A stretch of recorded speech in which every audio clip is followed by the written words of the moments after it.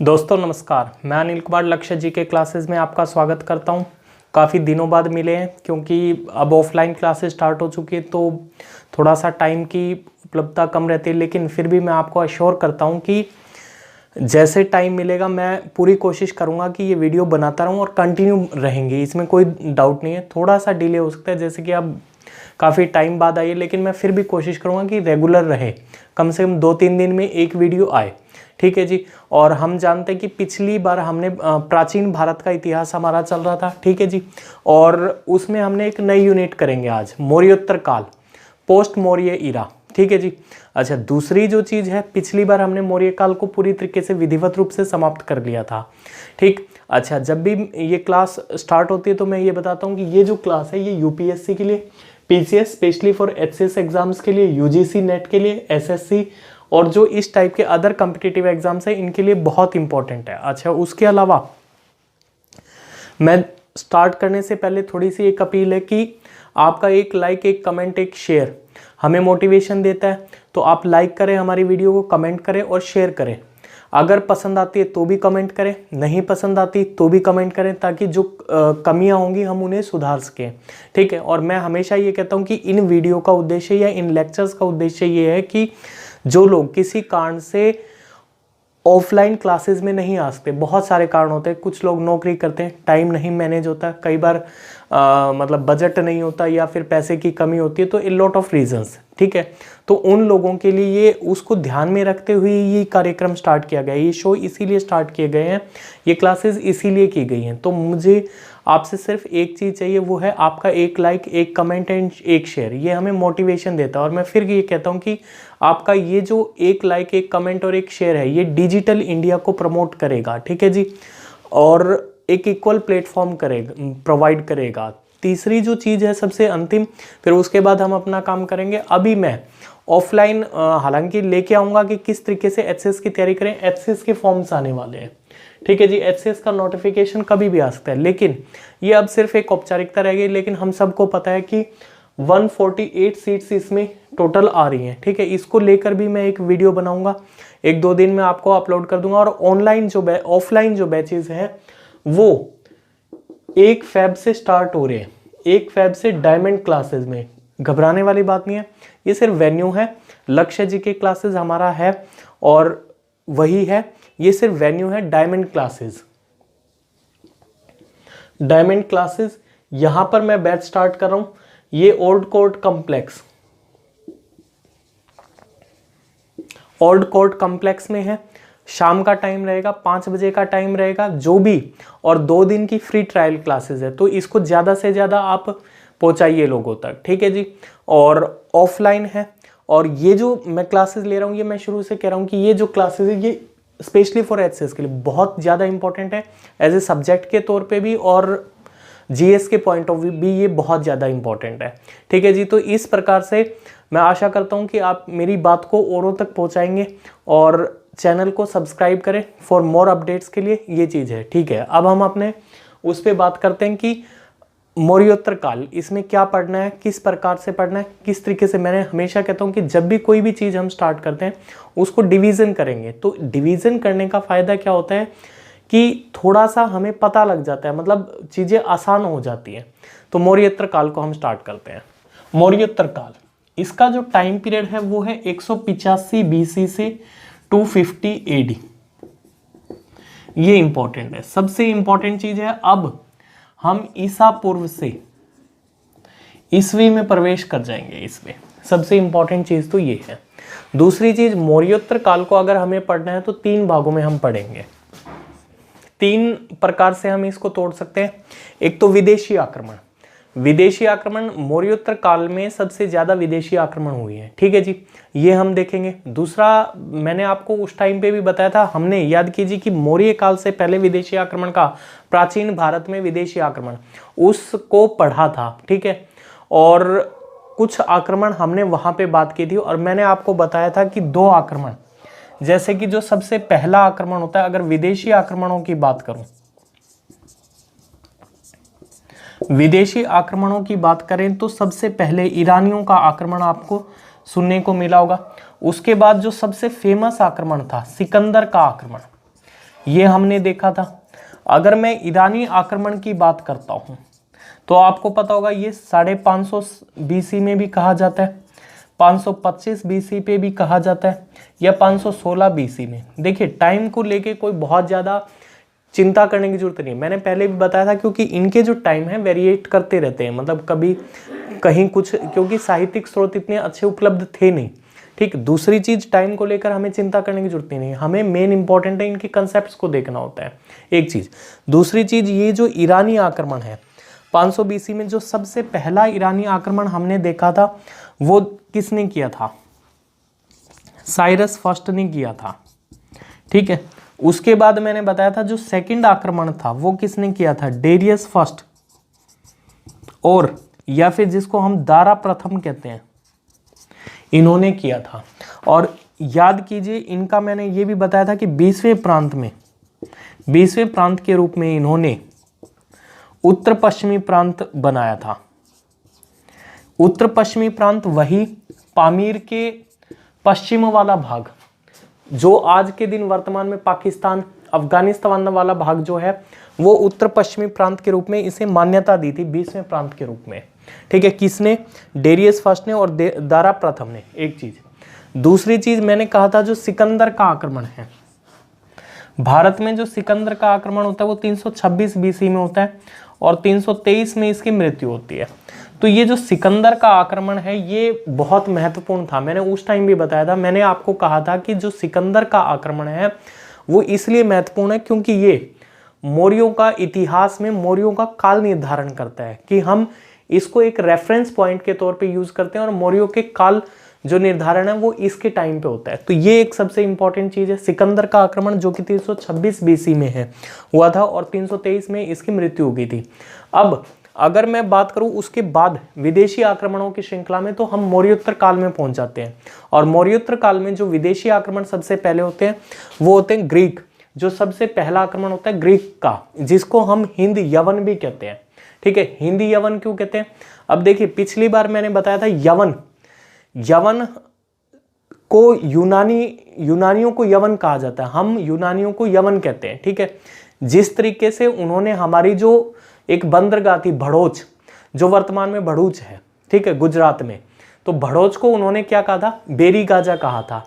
ठीक है, तो वो उनके पॉइंट ऑफ व्यू थी कि जो हमारी भड़ोच बंदरगाह या भड़ोच बंदरगाह है उसको उन्होंने बेरी गाजा कहा। इसी प्रकार से हम जो हैं यूनानियों को हमने यवन कहा, तो इसलिए हिंद यवन जो सबसे पहला हमला होता है मौर्योत्तर काल में, जो सबसे पहला हमला होता है और महत्वपूर्ण हमला में माना जाता है वो है हिंद यवन। ठीक है, 2nd BC में ये हुआ था। इसी क्रम में फिर अब अगले में हम पढ़ेंगे शक, 1st BC में हुआ था। उसके अलावा नेक्स्ट है 1st AD में पल्लव, ये पढ़ेंगे। कुषाण 1st AD में, यानी कि पहली ईस्वी में पल्लवों ने हमला किया, पहली ईस्वी में कुषाणों ने भी आगे जाके हम देखेंगे हमला किया। तो यानी ग्रीक, हिंद यवन, शक पहली ईसा पूर्व में, ठीक है, पल्लव 1st AD में, उसके अलावा कुषाण 1st AD में, ये सारी चीज हम पढ़ेंगे। उसके अलावा अगर हम देशी राजाओं की बात करेंगे तो इसमें आपको पता है कि अशोक खत्म हो चुका था, उसके बाद वृहदत्त राजा बना था और उसी अंतिम राजा वृहदत्त को मार के शुंगों ने अपना वो स्थापना की थी, शुंग वंश की स्थापना की थी। वृहदत्त को मार के मौर्यों का अंत करके शुंग वंश की स्थापना की थी। इसके बारे में पढ़ेंगे। इनका जो शासन का जो टाइम पीरियड है वो है 185 से 75 BC तक। ठीक है जी, 185 BC से 75 BC तक ये हमें पढ़ना है। उसके अलावा कन्नौज 75 BC से 30 BC तक, इसके बारे में हमें पढ़ना है, तो ये हम पढ़ेंगे। उसके बाद जो सबसे महत्वपूर्ण चीज है जिसमें ज्यादातर लोगों को दिक्कत रहती है वो है संगम काल। संगम काल को टफ माना जाता है, लेकिन मैं आपको यकीन दिलाता हूं हम इस तरीके से करेंगे संगम काल आपको बिल्कुल भी टफ नहीं लगेगा। और संगम काल से रिलेटिवली जितने भी कंसेप्ट्स हैं, जितने भी आपकी शंकाएं, जितने भी डाउट्स हैं, वो सारे के सारे आपके दूर होंगे। इस बात का मैं आपको आश्वासन देता हूं। एक चीज, दूसरी चीज जो संगम काल की है कि अगर मैं बात करूं दक्षिण भारत का जो इतिहास है दक्षिण भारत के इतिहास को अगर हम विधिवत रूप से पढ़ेंगे तो वो संगम काल को ही पढ़ेंगे। तो दक्षिणी भारत का इतिहास अगर मैं यूं कहूं कि विधिवत रूप से शुरुआत अगर दक्षिणी भारत के इतिहास की होती है तो वो संगम काल से होती है। तो ये हमें पढ़ना है। तो ये सारा एक तरीके से लेआउट प्लान है कि किस तरीके से हम चलेंगे और कैसे ये। और इसी श्रेणी में आज जो हम बात करते हैं विदेशी आक्रमणों की, कि विदेशी आक्रमण कौन से होते हैं। और इस विदेशी आक्रमणों में जो सबसे पहला है हिंद यवन। अब हिंद यवन को भी हम दो पार्ट्स में डिवाइड करेंगे। एक तो हिंद यवन का आक्रमण यानी ग्रीकों का आक्रमण, और इंडो ग्रीक का आक्रमण भी हम कह सकते हैं, हिंद यवन का भी आक्रमण करते हैं कह सकते हैं, या यूनानियों का आक्रमण भी कह सकते हैं, बात एक ही है। ठीक है, इसके बारे में मैं बताऊंगा। दूसरी चीज हिंद यवन आक्रमण के प्रभाव, one of the most important topic में से माना जाता है हिंद यवन के प्रभाव, उनके बारे में हम चर्चा करेंगे। तो इस वीडियो में हमें हिंद यवंस के बारे में पढ़ना है, हिंद यवनों के आक्रमण तथा उस आक्रमण के प्रभाव, इनके बारे में हम चर्चा करते हैं। देखिए, यूनानियों का आक्रमण, जितने भी हमारे हमले हुए हैं, ज़्यादातर मैक्सिमम जो हमले हुए हैं वो बेशक आप मौर्योत्तर काल में देख लीजिए, मौर्योत्तर काल से पहले देख लीजिए, आगे हम जाके मध्यकाल में भी देखेंगे, मध्य भारत का मध्यकालीन इतिहास में भी देखेंगे। ज़्यादातर जो आक्रमण हुए हैं वो उत्तर पश्चिमी इलाके से हुए हैं। ठीक है, उत्तर पश्चिम से। और ये चर्चा मैंने पिछली बार भी की थी कि अशोक निसंदेह एक महान राजा था, लेकिन अशोक की जो सबसे बड़ी चूक हुई थी वो ये थी कि उन्होंने उत्तर पश्चिम में अपनी सुरक्षा व्यवस्था बहुत कमज़ोर रखी थी। क्या कारण थे वो सारी चीज़ें हम डिस्कस कर चुके हैं। तो वो उस चीज़ का परिणाम अब हमें यहाँ देखने को मिलेंगे, एक चीज़। दूसरी जो चीज़ है कि किसने हमला किया, किस वंश ने हमला किया, किस राजा ने हमला किया, उसको जानने से पहले इनकी पृष्ठभूमि जान लेते हैं। ठीक है, ताकि एक लिंकेज बन जाए। और उनकी भी पृष्ठभूमि जानने से पहले हम जो पृष्ठभूमि हम ऑलरेडी पढ़ चुके हैं, ठीक है, उस पे आते हैं और फिर इनकी पृष्ठभूमि जानेंगे और फिर हम बात करेंगे कि किस राजा ने सबसे पहले हमला किया था और कहाँ पर हमला किया था, किसको जीता था। ये सारी चीज़ें अब हम डिस्कस करेंगे। लेकिन इनकी पृष्ठभूमि यानी कि पृष्ठभूमि का पृष्ठभूमि जानेंगे। ठीक है, और फिर पृष्ठभूमि पे आएंगे और फिर हम अपनी बात पे, मेन मुद्दे पे आएंगे। देखिए, इसकी पृष्ठभूमि जान लेने से पहले मैंने अभी बताया कि 326 बीसी में सिकंदर का भारत पर आक्रमण होता है।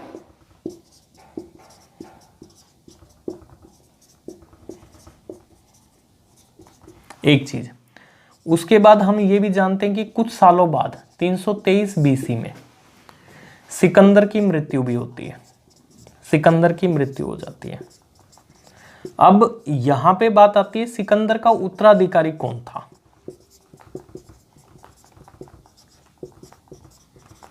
सिकंदर का उत्तराधिकारी, हम सब जानते हैं सिकंदर का उत्तराधिकारी सिकंदर का सेनापति था। ठीक है, और उसका क्या नाम था, सेल्यूकस निकेटर।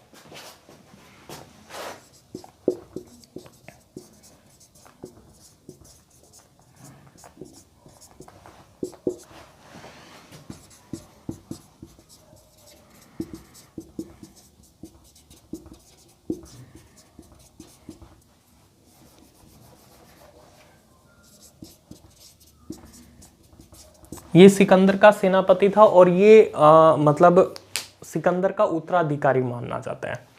तो दूसरी चीज, सिकंदर का जो साम्राज्य की सबसे बड़ी क्वालिटी क्या थी, और तो सिकंदर के साम्राज्य की सबसे बड़ी क्वालिटी थी सेंट्रलाइजेशन सिस्टम था। सेंट्रलाइज सिस्टम था यानी कि केंद्रीकृत शासन व्यवस्था थी।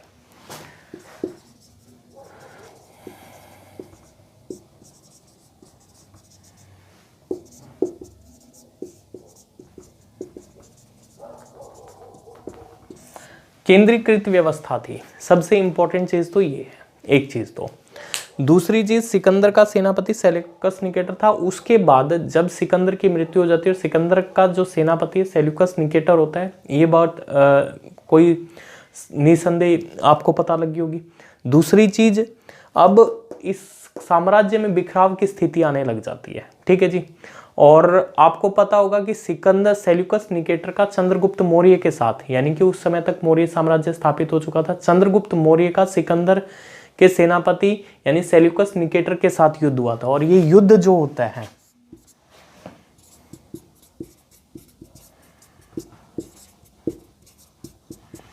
होता है 305 से 4 BC में, ठीक है।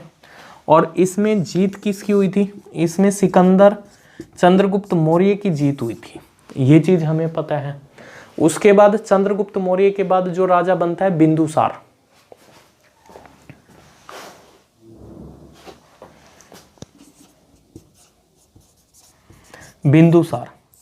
बिंदुसार के समय में आपने 2 प्रांतों की चर्चा सुनी थी, एक था सीरिया और एक था मिस्र।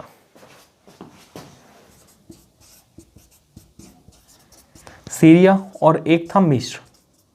अब सीरिया में उस समय पे कौन राजा था? सीरिया में या राजा था एंटियोकस प्रथम, ये आपको पता है। यहां राजा था टॉलमी फिलाडेल्फस।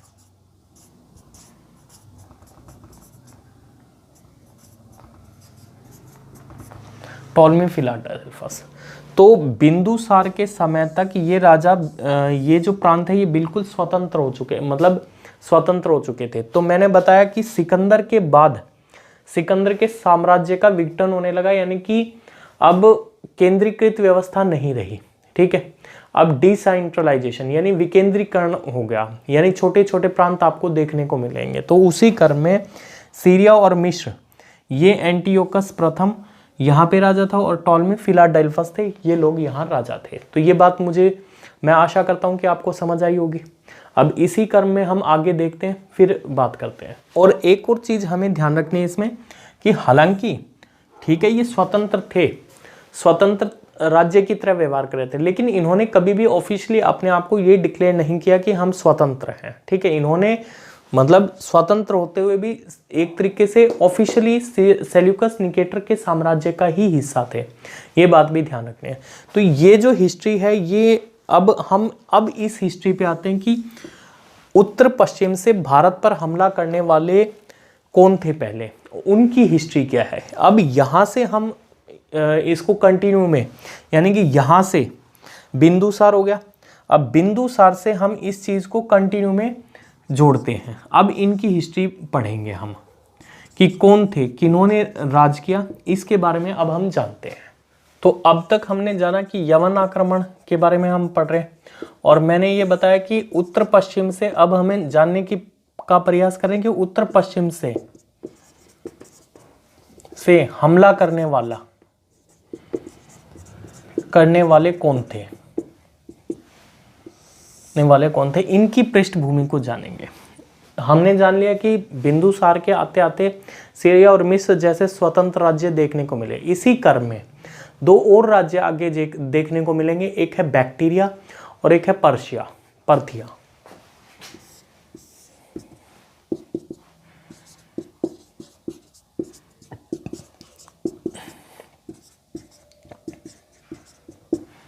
अब बैक्टीरिया में जो राजा था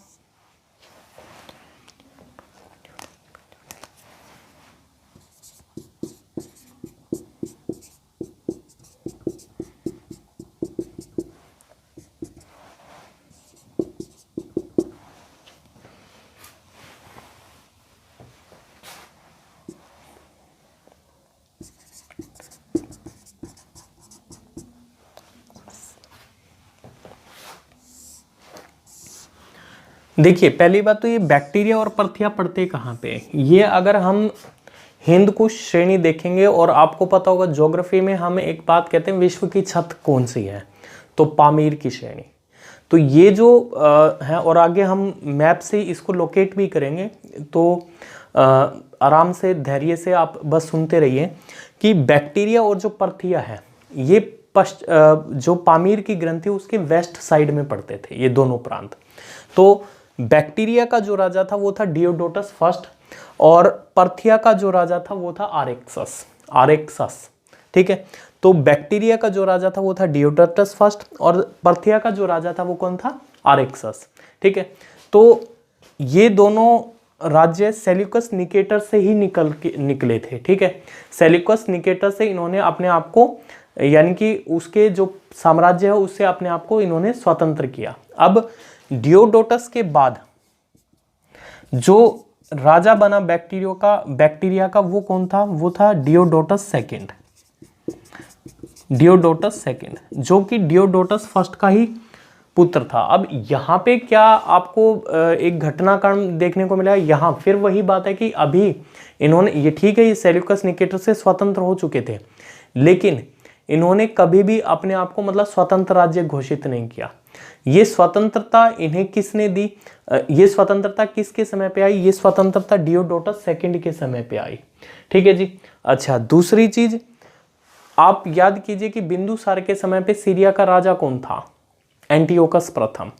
और उसके मिस्र का राजा कौन था? Ptolemy second Philadelphus. Ptolemy Philadelphus. तो ये स्वतंत्रता इन्हें कब मिली? ये स्वतंत्रता इन्हें दी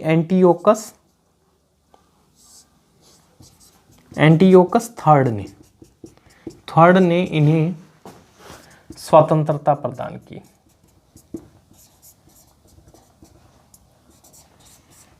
तो एंटियोकस थर्ड ने इन्हें स्वतंत्रता प्रदान की। मैंने उस चीज का घटनाक्रम उसका जिक्र किस लिए किया?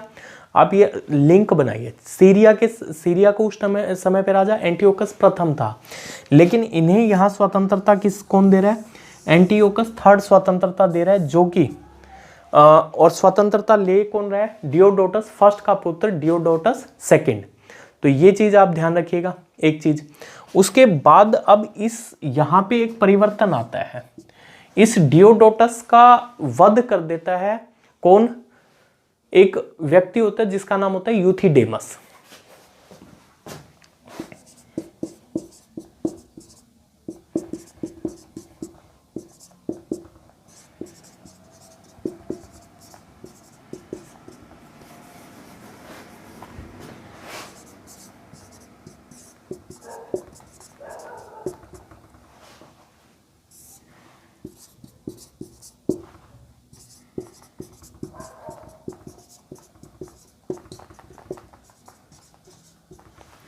तो ये हत्या कर देता है। तो इससे बहुत बड़ा परिवर्तन आता है, यानी कि डियोडोटस वंश एक तरीके से समाप्त हो जाता है। और अब कौन सा वंश चलेगा?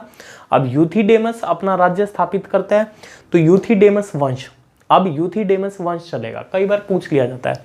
अब इसी यूथिडेमस का पुत्र डेमेट्रियस, यूथिडेमस के बाद राजा कौन बनता है? Demetrius first.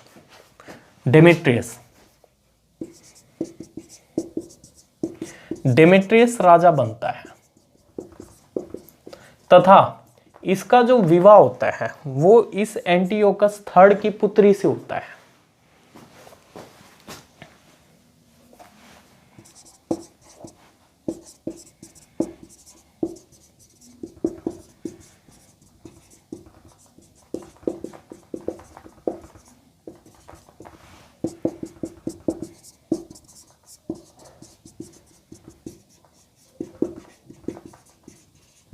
तो ये एक बड़ा घटनाक्रम में बदलाव आता है। अब देखिए, इससे इसको डेमेट्रियस को दो फायदे हो गए।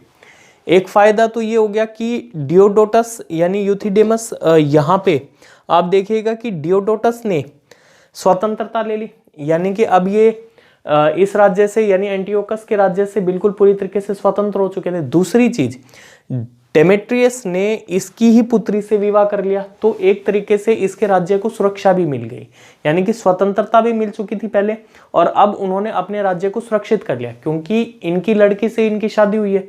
ठीक है, तो ऑब्वियस सी बात है ये इन पे कभी हमला नहीं करेंगे क्योंकि अब इनके बीच में रिश्तेदारी स्थापित हो चुकी है।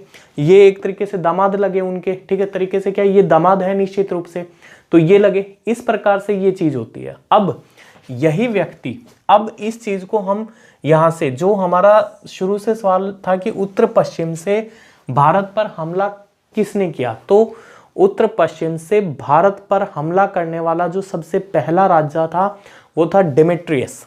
ठीक है, अब आपको इस चीज का जवाब मिल गया होगा। तो इस एक लाइन को समझाने के लिए मुझे ये पूरी हिस्ट्री रिपीट करनी पड़ी, किस लिए? ताकि एक तरीके से लिंकेज बना रहे और एक तरीके से श्रेणी है वो स्थापित रहे। ठीक है, तो इसलिए मैंने मतलब इस चीज को किया है। तो ये जो चीजें हैं ये देखिए हर जगह इंपॉर्टेंट है। अगर आपको समझना है, आप कंसेप्ट पे अपनी पकड़ बनाए रखते हैं तो आपका कोई भी एग्जाम नहीं रुकेगा। मैं बार बार ये बात कहता हूँ, ठीक है। थोड़ा सा टाइम ज़्यादा लगता है और थोड़ा सा मेहनत ज़्यादा करनी पड़ती है, दूसरी चीज़, लेकिन फिर उसके बाद आपकी क्लैरिटी जो है वो बहुत ज़्यादा रहती है। तो ये जो क्लास है मैंने बताया, ये यूजीसी नेट के लिए भी काम आएगी और ये यूजीसी नेट से संबंधित सारी चीज़ें हम यहाँ कर भी रहे हैं। डायरेक्टली नहीं, इनडायरेक्टली आपको निश्चित रूप से बहुत ज़्यादा बेनिफिट मिलेगा। क्यों? क्योंकि जो फोकस है वो मेनली मेरा यूपीएससी और पीसीएस एग्जाम्स की तरफ रहता है, ठीक है जी। लेकिन निश्चित रूप से आपको मतलब इनडायरेक्टली बहुत ज़्यादा बेनिफिट मिलेगा। तो डेमेट्रियस फर्स्ट ने ही क्या किया था, 183 बीसी में पंजाब में हमला करता है, पंजाब पर हमला करता है किया तथा सयाल को राजधानी बनाया।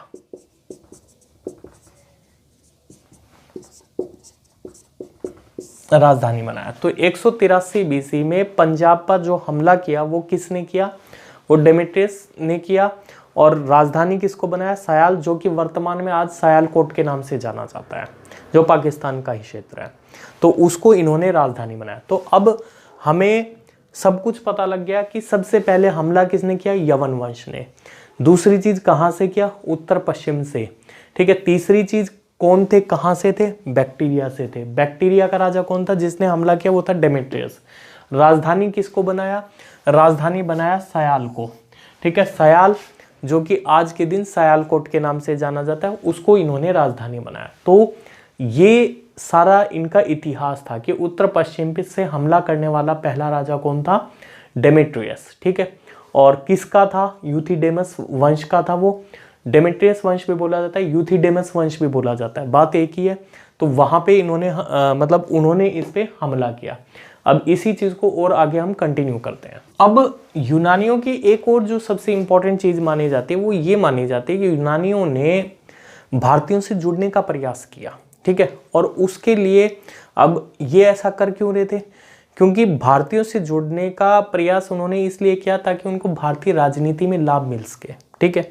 To gain the political benefits उन्होंने अपने आप को भारतीयों से जुड़ने का प्रयास किया। और इसी क्रम में डेमेट्रियस ने क्या किया, आगे भी हम देखेंगे कि किस तरीके से उन्होंने अपने प्रयासों को मतलब जो प्रयास थे उन्होंने इसके लिए भारतीयों से जुड़ने के लिए क्या क्या प्रयास किए। तो उस क्रम में जो सबसे पहला तो डेमेट्रियस ने किया, आगे इनके जो आगे उत्तराधिकारी उन्होंने भी इन प्रयासों को किया, ठीक है। और निश्चित रूप से इन्हें बेनिफिट भी मिला। और यूनानियों की जो सबसे बेहतरीन चीज़ है, जो सबसे बढ़िया चीज़ मानी जाती है, वो यही मानते हैं कि उन्होंने कहीं ना कहीं भारतीय संस्कृति को अपनाया, भारतीय धर्म को अपनाया। और इसका कारण क्या है कि उनके साथ एक सबसे बड़ी जो सबसे अच्छी चीज़ मानी जाती है वो हमेशा सीखने का प्रयास करते थे, ठीक है। और इसीलिए ये सारी चीज़ें मैं आपको बता रहा हूँ, ठीक है। तो इन्होंने भारतीयों से जुड़ने के लिए, भारत में भारतीयों से कनेक्ट होने के लिए क्या किया कि एक तो इन्होंने भारतीय राजा की उपाधि ली,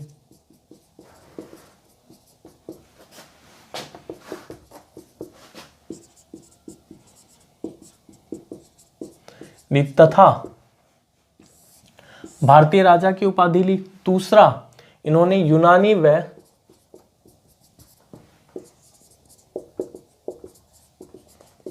खरोष्टी लिपि में सिक्के चलाए।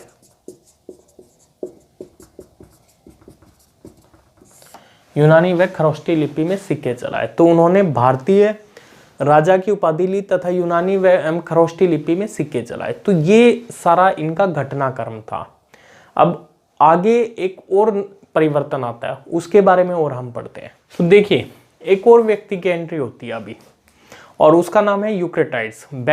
अब हुआ क्या कि डेमेट्रियस भारत में आया, उसने पंजाब पे हमला किया और सयालकोट को राजधानी बना दिया, जिसको मैंने अभी बताया कि वर्तमान में सयालकोट है। अब भारत हमेशा ही विदेशों के लिए आकर्षक स्थल ही रहा है। जो आदमी भारत में आ जाता है वो भारत का ही हो जाता है। ये भारत की सबसे बड़ी क्वालिटी थी, भारतीयों की सबसे बड़ी क्वालिटी थी। क्यों? अगर आप देखेंगे तो पंजाब का इलाका काफ़ी मनमोहक इलाका था, जम्मू कश्मीर का इलाका है काफ़ी मनमोहक है। तो जो और इतनी संपन्नता थी यहाँ पे। तो और जबकि उसके कंपैरेटिवली में हम इनकी बात करें तो इनकी ना तो कल्चर इतनी ज़्यादा बेहतर मानी जाती थी, ना इनका खान पान इतना ज़्यादा बेहतर माना जाता था। तो उस क्रम में डेमेट्रियस भारत आया और मैंने बताया पंजाब को जीत के सियालकोट को राजधानी बना लिया। ये भूल गया कि ये बैक्टीरिया से आया था और भी पीछे क्या कुछ चल रहा है इसका उससे कोई लेन देन नहीं था, ठीक है, ये लगभग भूल चुका था। तो उसी टाइम पे बैक्टीरिया में एक व्यक्ति था यूक्रेटाइड्स। यूक्रेटाइड्स ने विद्रोह किया और बैक्टीरिया पे अपना अधिकार जमा लिया। और जब अधिकार जमा लिया तो उसे ये हुआ कि यार ये डेमेट्रियस गया था भारत पे हमला करने और अभी तक वापस क्यों नहीं आया, और भारत में ऐसा क्या है कि ये भारत में ही आ गया और उसको अपने पिछले राजपाट की कोई चिंता नहीं है कि बैक्टीरिया में क्या हो रहा है, बैक्टीरिया में क्या कुछ घटनाक्रम हुआ है, इसके बारे में वो अनभिज्ञ है। यानी इसका मतलब भारत में कुछ ना कुछ है ऐसी चीज जिसने इसको इतना आकर्षित कर दिया कि इसने बैक्टीरिया को भी भूल गया, ठीक है। तो इसी कारण बैक्टीरिया पर अधिकार करने के पश्चात यूक्रेटाइड्स भी भारत में आता है और उसने भी हमला किया और तक्षशिला को हमला करने के पश्चात अपनी राजधानी बनाया। तो यहाँ तक की कहानी मैं आशा करता हूँ कि समझ आ गई होगी कि किस तरीके से क्या क्या घटनाक्रम चलते हैं। तो अगर मैं संक्षेप में बात करूँ तो मैंने बताया कि इसको ही यानी अब तक हमने क्या देख लिया कि यूथिडेमस वंश स्थापित हो चुका था। यूथिडेमस का राजा कौन था? डेमेट्रियस था, ठीक है। तो इसको हम यूथिडेमस भी कह सकते हैं, डेमेट्रियस वंश भी कह सकते हैं। उधर यूक्रेटाइड्स भी भारत आ गया और उसने तक्षशिला को राजधानी बनाया था, जबकि डेमेट्रियस ने पंजाब में सियालकोट को राजधानी बनाया था, ठीक है। अब ओवरऑल यानी कि भारत में यूनानी थे तो दो वंश आ चुके थे, एक तो डेमेट्रियस वंश कहिए या यूथिडेमस वंश कहिए और दूसरा यूक्रेटाइड्स वंश कहिए, ये लोग भारत में आए थे। अब बात करूं तो जो डेमेट्रियस है, डेमेट्रियस ने, और अगर इनकी बात करें तो डेमेट्रियस ने राजधानी कौन सी बनाई? डेमेट्रियस ने राजधानी मैंने अभी लिखा सयाल बनाई, और जबकि यूक्रेटाइड्स ने कौन सी बनाई थी राजधानी? यूक्रेटाइड्स ने तक्षशिला बनाई थी। तो इस तरीके से ये बात यहां तक तो हमें समझ आ गई। अब इसी डेमेट्रियस वंश में एक प्रसिद्ध राजा हुआ है जिसका नाम है मिनांडर। अब इस मिनांडर की क्या क्वालिटी है? मिनांडर की क्वालिटी मैंने पहले भी जिक्र किया कि ये लोग अपने आप को भारतीयों से जोड़ने का प्रयास कर रहे थे और भारतीयों से जोड़ने के लिए और भारतीय राजनीति में लाभ उठाने के लिए इन्होंने भारतीय धर्म को भी अपनाया, भारतीय संस्कृति को भी अपनाया, ठीक है। तो जैसे कि सबसे पहले जो उपाधि ली थी, भारतीय राजा की उपाधि डेमेट्रियस ने ली थी, और अब यहाँ पर आप देख रहे हो कि मिनांडर भी बौद्ध उसको अपना रहा है, बौद्ध धर्म को अपना रहा है। तो इनकी मैंने बताया कि सबसे खास जो चीज है वो है सीखने की एक इच्छा, सीखने की एक जागरूकता, ये सबसे बड़ी बात है। और सबसे इंपॉर्टेंट चीज कि बौद्ध धर्म से जितना सीखा जा सकता है उतना कहीं से नहीं सीखा जा सकता, क्योंकि बौद्ध धर्म में काफी कुछ, बौद्ध शिक्षाओं में बहुत कुछ है जीवन के बारे में बताया गया, तो कि जीवन है क्या और ये सारी चीजें। तो इस चीज को इन लोगों ने सीखा और यही चीज यहाँ पे मैं बता रहा हूं। उसके अलावा बौद्ध धर्म इतना ज्यादा फेमस हो चुका था कि क्योंकि बहुत राजाओं ने अपनाया था और चूंकि अशोक ने भी अपनाया था, तो ये भी इनके अंदर एक क्यूरियोसिटी थी कि जब इतना बड़ा राजा अपनाता है, और अशोक का नाम इन्होंने सुन रखा था, तो जब अशोक ने अपनाया तो ऑब्वियस सी बात है कुछ ना कुछ तो इसमें खास रहा होगा। तो इसलिए भी ये एक कारण था कि ये लोग बौद्ध धर्म की तरफ आकर्षित हो रहे थे। तो एनीवेज कि डेमेट्रियस वंश का जो सबसे प्रसिद्ध राजा है वो मिनांडर था, और दूसरी चीज ये बौद्ध धर्म का अनुयायी था। उसके अलावा इसके जो सिक्के हैं, जो वह उस टाइम की बंदरगाह है बेरीगाजा, जो यूनानी कहते थे, जो भड़ोच है, वहां पर यहाँ इनके सिक्के मिले हैं, यानी कि भड़ोच बेरीगाजा से यूनानियों के सिक्के भी मिले हैं।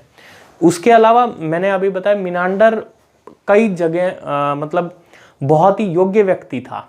वो एक दार्शनिक भी था, एक ज्योतिष भी था, एक गणितज्ञ भी था और संगीत में का भी ज्ञाता था। तो यही चीज मैंने लिखी, दार्शनिक था, ज्योतिष था, गणितज्ञ भी था और संगीत का ज्ञाता भी था। एक चीज। उसके अलावा मैंने बताया राजधानी साकल, नो डाउट उसके समय में जब इतना योग्य व्यक्ति गद्दी पर बैठा है तो ऑब्वियस सी बात है वो कुछ ना कुछ अच्छे काम भी करेगा, रिफॉर्म्स भी लेके आएगा। तो इसी कारण से साकल जो है वो शिक्षा व व्यापार का एक प्रमुख केंद्र बन चुकी थी उसके समय पे, जो उसकी राजधानी थी। ये बात मैंने लिखी है। उसके अलावा ना चाहते हुए भी मतलब बताना पड़ रहा है, बहुत ही नहीं बताऊंगा तो आपको पता कैसे लगेगा। मिलिंदपन हो जो ग्रंथ है, बौद्ध ग्रंथ है, वो किसने लिखा था? मिनांडर ने लिखा था। बहुत इंपॉर्टेंट है, कई बार एग्जाम में पूछा जाता है, हर प्रकार के एग्जाम्स में पूछा जाता है कि मिलिंदपन हो मिनांडर ने लिखा था। ये एक सबसे इंपॉर्टेंट चीज है, एक बौद्ध ग्रंथ है, ये प्रश्नोत्तर रूप में है। तथा इसमें क्या है, बौद्ध भिक्षु है एक नागसेन और मिनांडर के बीच में चर्चा देखने को मिलती है, पर्याप्त चर्चा देखने को मिलती है। तो ये था, तो ये है यूथिडेमस वंश के बारे में कहानी।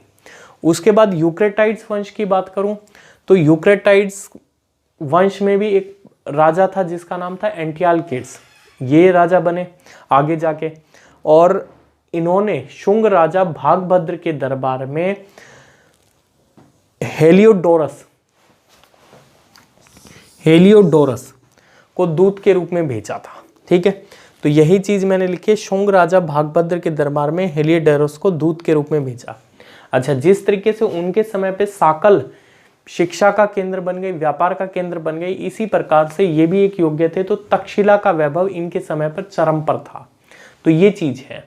तो ये हमने किया कि किस तरीके से किसने भारत पर हमला किया, उत्तर पश्चिम से हमला करने वाले यूनानी कौन थे, क्या उन्होंने किया, और ये सारी चीजें अब हमने देखी। अब इसको थोड़ा सा मैप के रूप में और थोड़ा सा देख लेते हैं कि कहाँ कहाँ उनका साम्राज्य था और कौन कौन से प्रमुख व्यापारिक मार्ग थे, इनको और हम देख लेते हैं। फिर उसके बाद हम आएंगे कि हिंद यवंश के प्रभाव क्या पड़े।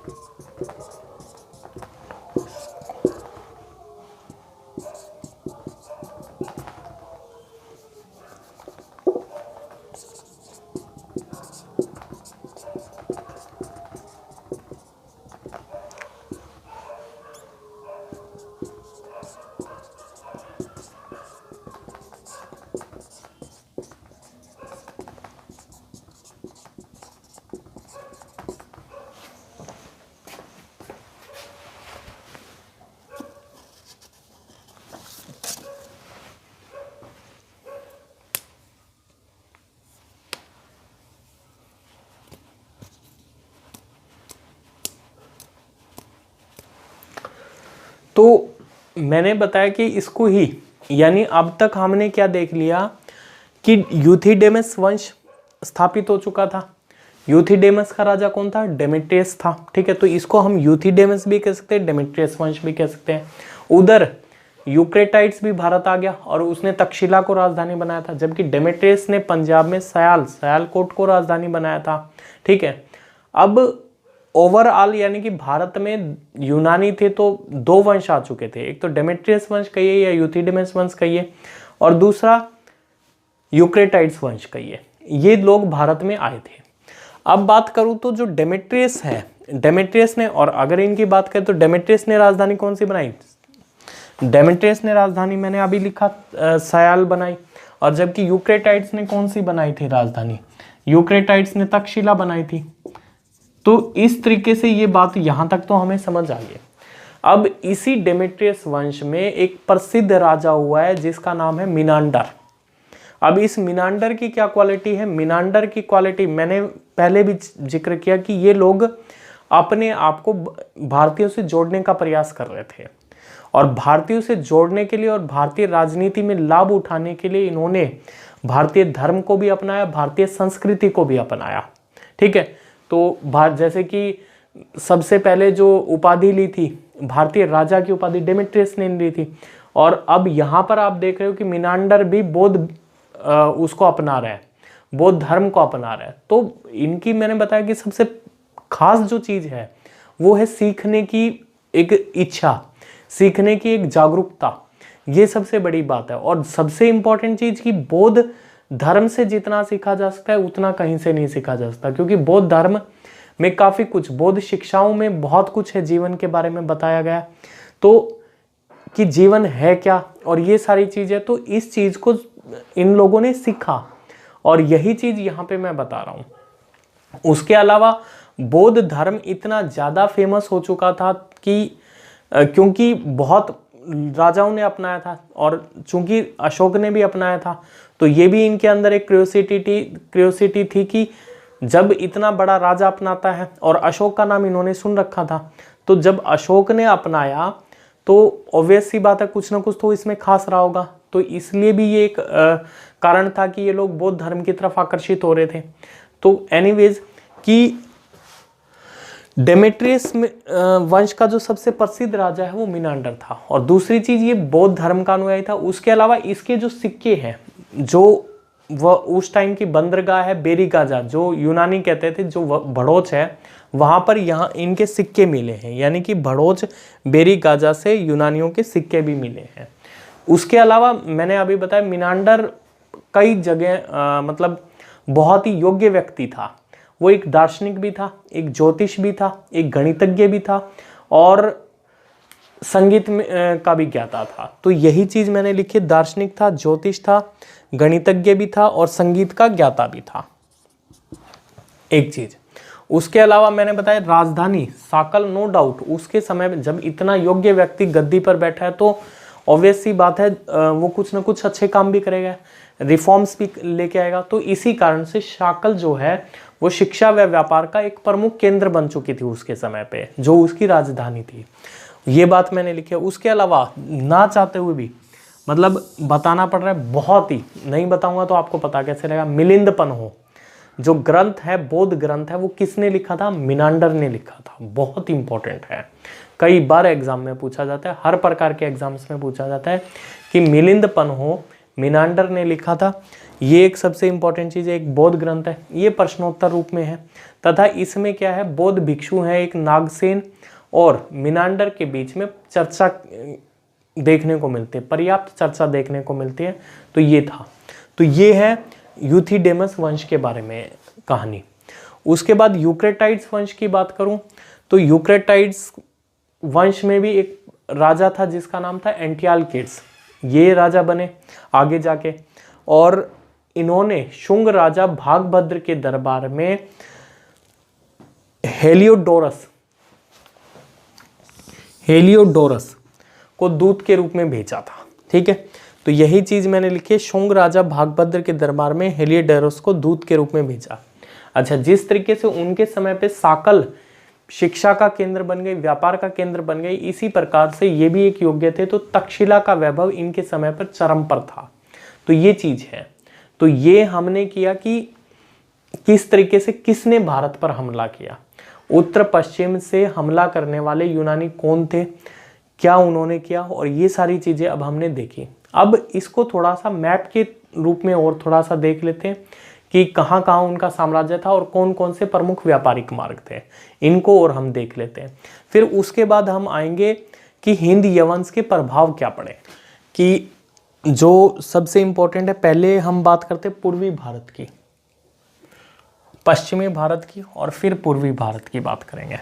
तो जो पश्चिमी भारत की है, सबसे इंपॉर्टेंट बंदरगाह मैं बता ही चुका हूँ, भड़ोच, बेरीगाजा, उसके अलावा जो है सोपारा, तीसरा है कल्याण। उसके अलावा यहाँ 3 बंदरगाह और मिलती हैं। एक का नाम है टीडिस, एक का नाम है मुजरिस, एक का नाम है नेलसिंडा। तो ये है कि टीडिस, मुजरिस, नेलसिंडा। अच्छा, एक बंदरगाह है जिसका नाम ही बंदर है, ठीक है। तो ये भी एक इंपॉर्टेंट है बंदर, ठीक है। पिछली बार हमने देखा था यहाँ पे थी ताम्रलिप्ति। अगर मैं पूर्वी भारत की बात करता हूँ, एक और बंदरगाह है जो सबसे महत्वपूर्ण बंदरगाह है, जिसका नाम है अरिक्कामेडू। आगे आने वाले समय पे बहुत ज्यादा, आज हमने ये 2 बंदरगाह और पश्चिमी पूर्वी भारत की सीखी, एक तो ताम्रलिप्ति और एक अरिक्कामेडू, ये चीज है। तो ये तो थी बंदरगाह। अब हम व्यापारिक मार्गों की बात कर लेते हैं। तो व्यापारिक मार्गों में जैसे कि सब कौशाम्बी, मथुरा और आगे जाके सयाल, साकल जिसको हम सयालकोट कहते हैं, वहां से जाते हुए काबुल से जाते हुए पश्चिमी एशिया की तरफ एक मार्ग चला जाता था। इसी प्रकार से अगर हम यहाँ से बात करें तो बामियान से होते हुए आगे जाके ये पश्चिम एशिया के साथ कनेक्ट हो जाता था, ठीक है जी, ये कनेक्ट हो जाता है। अच्छा, यहाँ पामीर है, पामीर के जस्ट उत्तर पश्चिम में बैक्टीरिया पड़ेगा। उसके अलावा अगर यहाँ देखोगे तो बेबीलोन भी पड़ेगा, और इसी के आसपास आपको पर्थिया वगैरह का भी इलाका दिख जाएगा। तो ये सारा था इसका मतलब है कि ये सारी चीजें थी, ठीक है जी। तो ये तो हो गया हमारा हिंद यवन कि हिंद यवन। अच्छा, इनको क्या कहा जाता है? हिंद यवन को हम इंडो ग्रीक भी कहते हैं। इनको इंडो ग्रीक भी कहा जाता है, इनको ग्रीको बुद्ध भी कहा जाता है। क्यों कहा जाता है ग्रीको बुद्ध भी कहा जाता है? तो इनके यूनानियों के नाम है हिंद यवन, मैंने पहले ही बताया। उसके अलावा इंडो ग्रीक भी इनको कहा गया है। उसके अलावा ग्रीको बुद्ध भी इनको कहा जाता है। तो ये इनके अलग अलग नाम हैं जिनके बारे में हमने ये सारी चर्चाएं की है, ठीक है जी। तो ये है पूरा का पूरा टॉपिक, कंसेप्ट ये है। अब हम बात करेंगे हिंद यवन आक्रमण के प्रभावों की। देखिए, जहां तक प्रभावों की बात है तो इसको लेके विद्वानों में मतभेद है, ठीक है। स्मिथ व टर्न है वो जहां ये कहते हैं कि प्रभाव नहीं थे, ठीक है। उसके अलावा जो वुडकॉक है वो ये कहते हैं कि प्रभाव थे।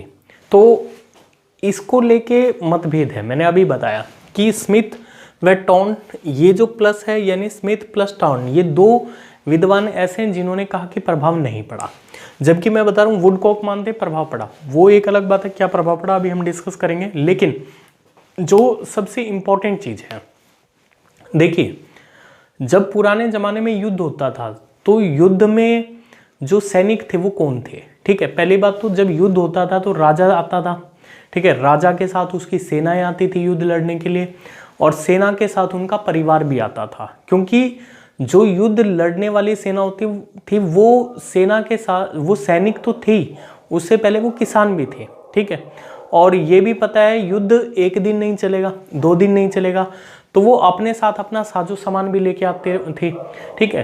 तो इस प्रकार से, और कहने का मतलब ये है कि एक पूरा बाजार चलता था जिस टाइम पे युद्ध होता था। और ठीक है, युद्ध हो गया।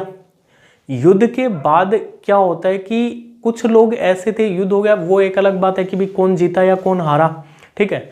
लेकिन ये बात तो तय है कि युद्ध होने के बाद कुछ लोग ऐसे होते थे जो वहीं पर बस जाते थे, ठीक है। बाकी ठीक है कि चले गए, लेकिन कुछ लोग ऐसे थे जिन्होंने अपनी आजीविका, फिर बाद में उन्हें लगा कि यहाँ पे रहने में फ़ायदा है और यहाँ पर रहकर हम अपना जीवन यापन बहुत अच्छी तरीके से कर सकते हैं, तो वो लोग वहाँ पे रह जाते थे। अब जब वो यहाँ पे रह गए तो एक तरीके से जो संस्कृति है, जो उन्होंने कुछ सीखा था वो इंडिया को दिया, यानी भारतीय संस्कृति को प्रदान किया, और भारतीय संस्कृति से उन्होंने सीखा। तो इस प्रकार से भारतीय संस्कृति और यूनानी संस्कृति का घालमेल हमें देखने को मिलता है, यानी कि दोनों एक दूसरे के साथ जो उनके बीच में आदान प्रदान हुआ है, ठीक है, और उसका प्रभाव हमें जरूर देखने को मिलता है। तो ये कहना थोड़ा सा तर्क संगत नहीं होता कि कोई युद्ध हो रहा है तो उसका कोई प्रभाव हमें देखने को, कोई विदेशी हम पे आक्रमण कर रहा है तो उसका प्रभाव देखने को नहीं मिलता। तो ये बात थोड़ी सी इनजेन्युइन प्रतीत होती है। तो यहाँ पे वुडकॉक का जो विचार है कि प्रभाव पड़ा, तो हम उसके साथ हम खड़े हुए अपने आप को पाएंगे। दूसरा, अब क्या प्रभाव पड़ा, देखिए यूनानियों से हमने बहुत कुछ सीखा, ठीक है, और कुछ हद तक यूनानियों में ने भी हमसे बहुत कुछ सीखा, और यूनानी संस्कृति ने हमें काफ़ी कुछ सिखाया भी। क्या प्रभाव पड़ा उसके ऊपर अब हम चर्चा करते हैं कि जो सबसे पहला प्रभाव पड़ा है, कैलेंडर की जानकारी यूनानियों से हमें मिलती है। सप्ताह के 7 दिन, सोमवार मंगलवार, ये यूनानियों ने दिए। ग्रहों के नाम ये यूनानियों ने दिया। सबसे इंपॉर्टेंट चीज है फलित ज्योतिष का ज्ञान। अब ये एक ऐसा विषय था जो दिमाग वाला विषय था। अब जो दिमाग वाला विषय है और चूंकि ज्योतिष का विषय है, तो ब्राह्मणों ने इसे बहुत जल्दी ग्रहण किया, ठीक है, और क्योंकि ये उनकी रोजी रोटी से जुड़ा हुआ विषय है, तो फलित ज्योतिष का जो ज्ञान है वो हमें यूनानियों से मिलता है, और ब्राह्मण वर्ग ने इसको अपना एक अभिन्न अंग बना लिया, क्योंकि ये उनके बिजनेस को कहीं ना कहीं फायदा पहुंचा रहा था। तो इस तरीके से फलित ज्योतिष का ज्ञान, अब और इसी फलित ज्योतिष के ज्ञान चूंकि यूनानियों से आया है, तो जो गार्गी संहिता है वो कहते हैं कि यद्यपि यवन मलेच्छ है। अब ये मलेच्छ क्या होता है, मलेच्छ किसे कहते हैं? देखिए, हम जनरल भाषा में भी मलिच्छ कहते हैं कि तू मलिच्छ है। मलिच्छ का मतलब है कि जो कई दिनों से नहाया ना हो या कई साफ सफाई नहीं करी हो। अब सर्दी के दिन है तो ऑब्वियस सी बात है लोग कई दिन तक नहीं नहाते, ठीक है। आप मतलब हम किसी पे पर्सनल कमेंट नहीं करते, लेकिन मलिच्छ का मतलब होता है कि जो थोड़ा सा गंदा हो, अशुद्ध हो, उसको हम मलिच्छ कहते हैं आम जनरल भाषा में। तो उन्होंने भी कहा, और यूनानियों को मलिच्छ क्यों कहा जा रहा है? क्योंकि यूनानियों को जो रहन सहन था और खान पान था वो हमसे नहीं मिलता था, और कुछ हद तक यूनानियों का जो खान पान और रहन सहन था वो हमसे निम्न स्तर का था, इसलिए यूनानियों को मलिच्छ कहा गया। तो गार्गी संहिता कहती है यद्यपि यवन मलेच्छ है, फिर भी ज्योतिष, अभी मैंने बताया फलित ज्योतिष के ज्ञाता हैं, ज्योतिष के ज्ञाता होने के कारण वंदनीय है।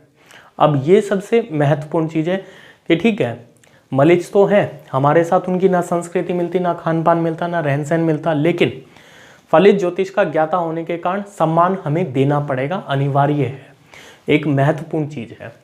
उसके बाद यही बात वराहमिहिर, वराहमिहिर कौन है? वराहमिहिर गुप्त काल के प्रसिद्ध ज्योतिष विद्वान है।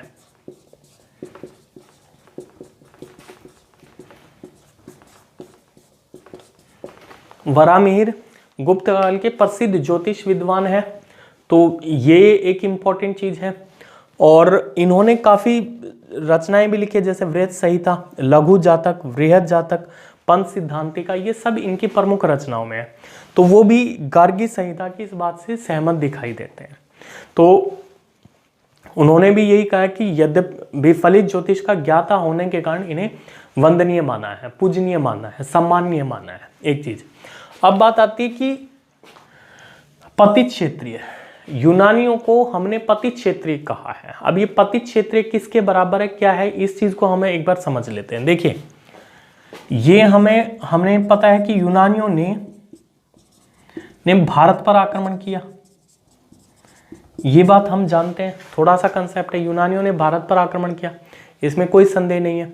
दूसरी चीज, अब भारत में 4 वर्ण हमें दिखाई देते हैं। वर्ण व्यवस्था को, अगर भारत की वर्ण व्यवस्था को उस समय देखा जाए तो 4 वर्ग हैं, और 4 वर्ग कौन कौन से हैं? ब्राह्मण, क्षत्रिय, वैश्य और शूद्र, ये 4 वर्ग हैं। अब चूंकि यूनानियों ने भारत पर आक्रमण किया, तो इनका युद्ध किस वर्ग से होगा? उनका युद्ध होगा क्षत्रिय वर्ण से, क्योंकि आपको भी पता होगा कि क्षेत्रीय सबके वर्ण व्यवस्था में सबके अपने कर्तव्य निर्धारित किए गए थे, सबके कार्य निर्धारित किए गए थे कि ब्राह्मणों का क्या काम है, क्षत्रियों का काम है युद्ध करना, ठीक है, और इन तीनों वर्णों की रक्षा करना, इन तीनों वर्णों की रक्षा करना, ये क्षत्रियों का काम है। अब चूंकि युद्ध हो रहा है तो युद्ध कौन करेगा, क्षत्रिय करेंगे। अब इस युद्ध में जीत किसकी हुई है, तो जीत हुई है इनकी, ठीक है। तो अब चूंकि इनकी जीत हुई, और मैं हमेशा कह रहा हूं कि इन्होंने एक प्रयास किया भारतीयों से मिलने का, भारत की संस्कृति में मिल जाने का, ये इनकी एक सबसे बड़ी अच्छी चीज है। तो ऑब्वियस सी बात है ये भी वर्ण व्यवस्था में अपनी जगह बनाएंगे, तो जगह मांगेंगे। तो इन्होंने ब्राह्मणों की सहायता से इस वर्ण व्यवस्था, अब चूंकि इनको रिप्लेस नहीं किया जा सकता था, तो ब्राह्मणों ने इनकी सहायता से अपने आप को मतलब स्थापित किया, और इन्हें ब्राह्मणों ने कहा ठीक है आप क्षेत्रीय हैं लेकिन आप पतित क्षेत्रीय हैं। अब बाहर से कोई आदमी आया, उसको क्या पता कि पतित क्षेत्रीय का क्या मतलब है, कि अपवित्र क्षेत्रीय है या फिर थोड़ा सा डाउनग्रेड है, लेकिन उन्होंने कहा कि आप पतित क्षेत्रीय और इनके बराबर के क्षेत्रीय हैं, ठीक है जी। तो इस बात से दोनों सेटिस्फाइड हो गए, क्षेत्रीय भी कि भी हम तो अपनी वर्ण व्यवस्था में है ही, और दूसरी चीज यूनानी भी इस बात से सहमत हो गए कि हाँ ठीक है, भारतीयों ने हमें अपने वर्ण व्यवस्था में भी जगह दे दिया, भारतीय समाज में भी हमारी जगह है, और उनको खुश कर दिया, और यूनानियों का भी ओके वी आर पतित क्षेत्रीय, ठीक है, वी आर पतित क्षेत्रीय। तो इस प्रकार से इन्होंने पतित क्षेत्रीय किनको कहा गया, यूनानियों को कहा गया। तो ये एक सबसे महत्वपूर्ण चीज है। तो ये यूनानियों का प्रभाव है। अब बात करते हैं यूनानियों का सिक्कों पर क्या प्रभाव पड़ा, यूनानियों के आने से भारतीय सिक्कों पर क्या प्रभाव पड़ा, उसकी चर्चा हम करते हैं। तो ये पॉइंट लिख लीजिएगा कि पतित क्षेत्रीय, यूनानियों को ये पतित क्षेत्रीय कहा गया तथा ये क्षेत्रों से भिन्न है, ठीक है। किस प्रकार से भिन्न है ये सारी अब हम चर्चा कर चुके हैं। अब बात करेंगे सिक्कों पर प्रभाव। सिक्कों की बात करूं तो अब जब यूनानी नहीं थे तो उससे पहले मैंने अभी बताया कि जो भारतीय सिक्के थे वो आहत सिक्के होते, तो उन पर क्या होता था कि भारतीय सिक्के थे उन पर लेख नहीं होते थे, सिर्फ आकृतियां बनी होती थी। तो यूनानियों के आने के बाद क्या प्रभाव पड़ा कि मुद्राएं सुडोल बनने लगी, यानी कि एक प्रॉपर शेप में बनने लगी। दूसरा वो लेख युक्त होने लगी, इससे पहले नहीं था। तो यही बात मैंने यहाँ लिखी कि इससे पहले भारतीय सिक्कों आहत सिक्के होते थे, उन पर आकृति होती थी पर लेख नहीं होता था। दूसरी सुडोल तथा लेख युक्त बनने लगे, और इससे पहले क्या था, मुद्राओं पर लेख नहीं होता था, मुद्राओं पर लेख, लेकिन यूनानियों के आने के बाद मुद्राओं पर लेख लिखा जाने लगा। दो, तीसरी चीज, यूनानियों के अगर आप सिक्के देखेंगे तो यूनानियों के सिक्कों पर एक और तो देवता की तस्वीर होती थी, दूसरी ओर राजा का नाम, मतलब एक तरफ राजा की तस्वीर होती थी, राजा की फोटो होती थी, राजा की आकृति होती थी, दूसरी तरफ राजा का नाम होता था तथा देवता की फोटो होती थी। तो ये एक सबसे बड़ी विशेषता इनकी यहाँ देखने को मिलती है। दूसरा, यूनानियों के सिक्कों का प्रभाव हमें कई वंशों के द्वारा जो बाद में शासन किया उन्होंने, उनके सिक्कों पर देखने को मिलता है। जैसे कि सातवाहन, कुषाण, गुप्त राजा, इनके सिक्कों पर यूनानियों का प्रभाव देखने को मिलता है। इसके अलावा दंभ शब्द है, ये यूनानी भाषा का शब्द है और ये पूर्व मध्यकाल तक कालीन सिक्कों पर अंकित शब्द है। तो इससे ये पता लगता है कि यूनानियों के जो सिक्कों का प्रभाव है वो कोई 100-200 साल नहीं रहा, काफी लंबे समय तक रहा है, ठीक है जी। क्योंकि पूर्व मध्यकाल का समय और इसके समय में बहुत अंतर है, तो यानी कि लंबे समय तक यूनानियों के सिक्कों का जो प्रभाव है वो बना रहा है। उनसे इंस्पिरेशन ग्रहण किया, उनको देख के ही उन्होंने अपने राजाओं ने सिक्के चलाए हैं। तो ये एक सबसे महत्वपूर्ण चीज है। तो ये है सिक्कों पर प्रभाव कि यूनानियों के आने के बाद भारतीय सिक्कों पर किस प्रकार से प्रभाव और विभिन्न कालक्रम में किस तरीके से लोगों ने इसे अडॉप्ट किया है यूनानी शैली को। अब बात करते हैं कला पर प्रभाव कि कला पर, भारतीय कला पर यूनानी कला का क्या प्रभाव पड़ा। जो कला है हमारे यहाँ, जो कला थी वो मथुरा कला शैली थी।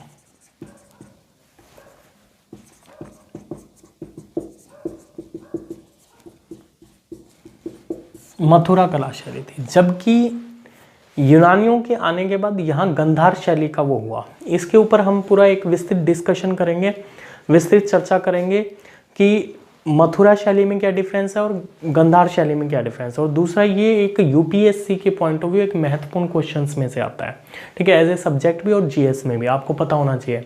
और यूपीएससी में इंडियन आर्ट एंड कल्चर एक one of the most important part माना जाता है, तो उसके ऊपर हम चर्चा करेंगे। हालांकि थोड़ा सा मैं बताता हूँ, गंधार शैली का फर्क आपको क्या देखने को मिलेगा कि जो बुद्ध की दाढ़ी है वो घनी दाढ़ी बनाई गई है। मतलब अगर आप मूर्तियां देखोगे यूनानियों के बाद जो बुद्ध की मूर्तियां बनाई गई उसमें जो दाढ़ी बनाई गई है वो काफ़ी गहरी दाढ़ी है, तो ये है। दूसरा, बुद्ध की जो वेशभूषा है, जो ये क्रॉस में जो शाल पहने हुए दिखाया गया बुद्ध को, तो वो सब यूनानी प्रभावी देखने को मिलता है, एक चीज़। दूसरी जो चीज़ है वो ये है कि यूनानी प्रभाव देखने को मिलता है, साहित्य पर भी यूनानी प्रभाव देखने को मिलता है।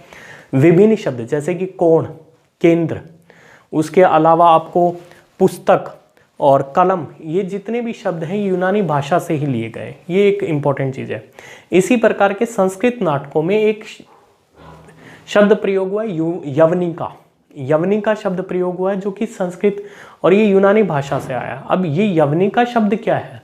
यवनिका शब्द का अर्थ होता है पर्दा प्रथा। देखिए, ये एक इंपॉर्टेंट कंसेप्ट है कि इससे पहले, यूनानियों के आने से पहले भारतीय नाटकों में पर्दा प्रथा नहीं थी कि पर्दा गिरता है और पर्दा जब गिरेगा तो नाटक खत्म हो जाएगा और पर्दा जब उठेगा तो नाटक की शुरुआत होगी।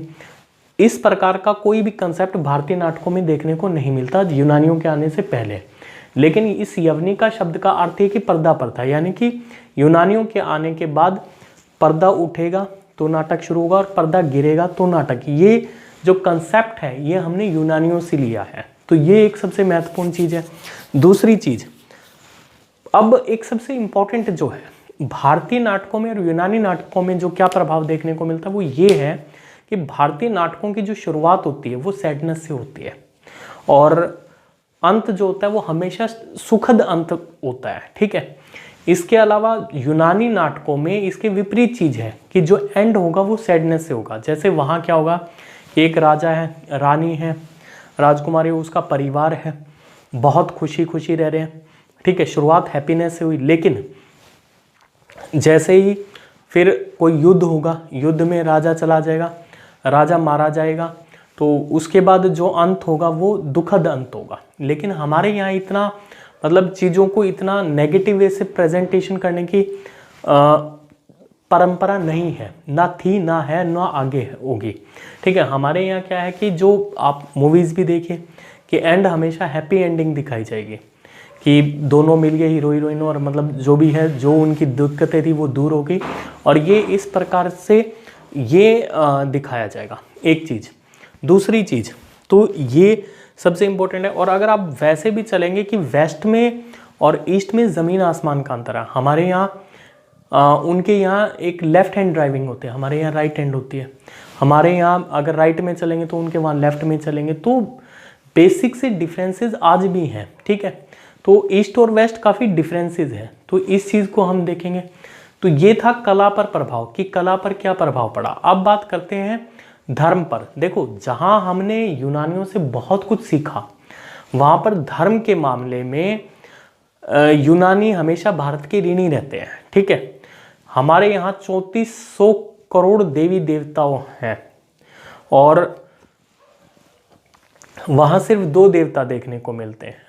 तो वो जब यहाँ पे आए तो वो दोनों देवता तो बेचारे 3400 करोड़ देवी देवताओं में ही लुप्त हो गए। तो ये एक सबसे मतलब चीज़ है कि धर्म के मामले में भारत का हमेशा यूनान ऋणी रहेगा। तो धर्म पे अब हम चर्चा करते हैं। धर्म के मामले में भारत हमेशा ऋणी रहेगा, भारत का हमेशा ऋणी रहेगा। मैंने बताया ये तो सिर्फ 2 देवी देवता थे, एक अपोलो जिसकी जो साम्यता है, जिसकी जो समानता है वो सूर्य से मिलती जुलती है। उसके अलावा आइरिस, तो ये दोनों देवी देवता जब, और हमारे यहाँ मैंने बताया देवताओं की भीड़ है, 3400 करोड़ देवी देवता हैं, ठीक है। उनमें ये कब मिल गए पता ही नहीं लगा। तो ये, और दूसरा इन्होंने, इनके अंदर जो मैंने शुरू से कह रहा हूँ कि सीखने की एक बहुत ज़बरदस्त ललक थी कि अगर आपकी संस्कृति में, आपके धर्म में कुछ अच्छा है तो ये इसको ग्रहण करते थे, जिज्ञासु प्रवृत्ति के थे। और आपको पता है कि सबसे ज़्यादा जो शिक्षा ली जा सकती है वो बौद्ध धर्म से ली जा सकती है। बौद्ध धर्म में सबसे ज़्यादा शिक्षाएं दी गई है, तो इन्होंने बौद्ध धर्म को अपनाया। आपने जाना कि मिनांडर जो थे वो बौद्ध धर्म को मानने वाले थे, तो बौद्ध धर्म को मिनांडर ने अडॉप्ट किया, ये एक सबसे बड़ी बात है। और दूसरा कारण भी था कि बौद्ध धर्म बहुत ज़्यादा प्रचलित हो गया था, बहुत ज़्यादा प्रसिद्ध हो गया था। और ये बात ये भी जानते थे कि एक अशोक राजा होता था, अशोक ने बौद्ध धर्म को अडॉप्ट किया था, तो उसकी जब उन्होंने सुना कि जब अशोक जैसे राजा ने बौद्ध धर्म को अडॉप्ट किया तो यानी कि कुछ ना कुछ तो खास होगा, तो इस कारण से इन्होंने बौद्ध धर्म को अडॉप्ट किया। तो ये एक सबसे बड़ी बात है। तो ये था हिंद यवन का प्रभाव। तो आज हमने देखा कि ग्रीक बौद्ध कि इनका क्या प्रभाव पड़ा, ग्रीक बौद्ध का क्या प्रभाव पड़ा, हिंद यवन का, या फिर हिंद यवन कहिए या यूनानियों का ने भारत पर हमला किया। ठीक है, मौर्योत्तर काल में जो सबसे पहला हमला है वो यूनानियों ने किया। उसके बाद हम देखेंगे कि और जो हमले वो क्या थे। ठीक है, फिर भारतीय राजाओं की चर्चा करेंगे। तो इस प्रकार से ये पहला भाग था। जल्दी हम पार्ट 2 भी मैं अभी 2-3 दिन में डाल दूंगा। तो इस प्रकार से ये सारी चीज़ थी। तो आशा करता हूँ कि आपको ये वीडियो पसंद आई होगी। अगर आपको वीडियो पसंद आई है तो फिर से मेरी एक ही अपील है, लाइक कमेंट एंड शेयर। अच्छा, दूसरी चीज़, एक एचसीएस की तैयारी कैसे की जाए, क्या स्ट्रेटजी अडॉप्ट की जाए, एचसीएस यूपीएससी से किस तरीके से डिफरेंट है, how to crack the HCS, इसको लेके ऑफलाइन तो मैं क्लासेस होंगी और उसमें 2 दिन की वर्कशॉप भी रहेंगी, लेकिन उसको लेके मैं एक वीडियो बनाने वाला हूँ। उसमें आपके लिए स्ट्रेटजी होगी कि किस तरीके से आप एचसीएस कीजिए, किस तरीके से उसका लेवल और यूपीएससी का लेवल डिफरेंट है। पेपर आसान आता है लेकिन कट ऑफ बहुत ज़्यादा होती है। अगर मैं आसान भाषा में कहूँ तो यूपीएससी शायद क्रैक करना ईजी है बजाय एचसीएस के, लेकिन पॉजिटिव्स भी चीज़ें हैं कि बहुत जल्दी आप क्रैक कर सकते हैं। अगर तैयारी नहीं है तो भी आप ग्रिप बना के, सिलेबस कम है एज कम्पेयर टू यूपीएससी। ठीक है, और क्वेश्चन पेपर आसान आता है, तो वहाँ पे हमें एक एक क्वेश्चन के ऊपर फाइट अप करनी पड़ेगी। तो इसको लेके पूरी एक स्ट्रेटजी मैं बताने वाला हूँ। नेक्स्ट वीडियो इसी चीज़ की होगी। ठीक है, तो उसको आप जरूर सुनिएगा। और ऑफलाइन बैचेस मैं बता ही रहा हूँ कि 1 फरवरी से हम स्टार्ट करने वाले हैं।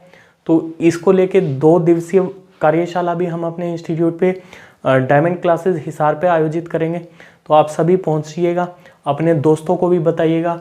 एक बहुत जेन्युइन रेट पे हम मतलब एचसीएस के लिए कोर्स लॉन्च कर रहे हैं। तो ये चीज़ है। तो इस वीडियो को लाइक कमेंट एंड शेयर कीजिए ताकि डिजिटल इंडिया को प्रमोट किया जा सके। धन्यवाद।